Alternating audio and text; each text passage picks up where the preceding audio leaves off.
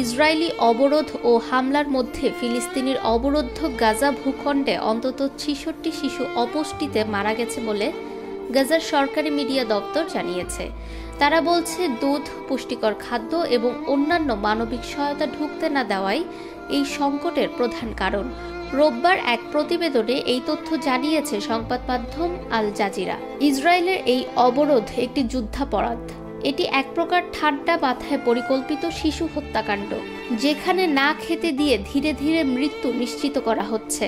তারা আরও বলেছে, গাজার শিশুদের উপর চলমান এই অপরাধ এবং বিশ্ব সম্প্রদায়ের লজ্জাজনক নীরবতা উভয় মানবতার প্রতি চরম অবহেলার পরিচয়। গাজা কর্তৃপক্ষ এই মানবিক বিপর্যয়ের জন্য শুধু ইসরায়েলকেই নয়, বরং তার পশ্চিমা মিত্রদের, বিশেষ করে যুক্তরাষ্ট্র, যুক্তরাজ্য, ফ্রান্স ও জার্মানিকেও দায়ী করেছে।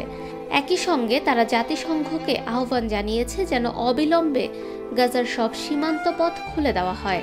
এর আগে শিশুদের সুরক্ষায় কাজ করা জাতিসংঘের সংস্থা ইউনিসেফ সতর্ক করে জানায়, গাজায় অপুষ্টিতে ভোগা শিশুর সংখ্যা ভয়াবহ গতিতে বাড়ছে।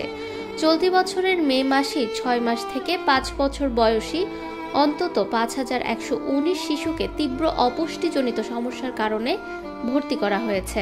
এদিকে শনিবার ইসরায়েল গাজার বিভিন্ন এলাকায় হামলা চালিয়ে অন্তত ৬০ ফিলিস্তিনিকে হত্যা করেছে, যার মধ্যে ২০ জন গাজা শহরের তুফা এলাকায় নিহত হন।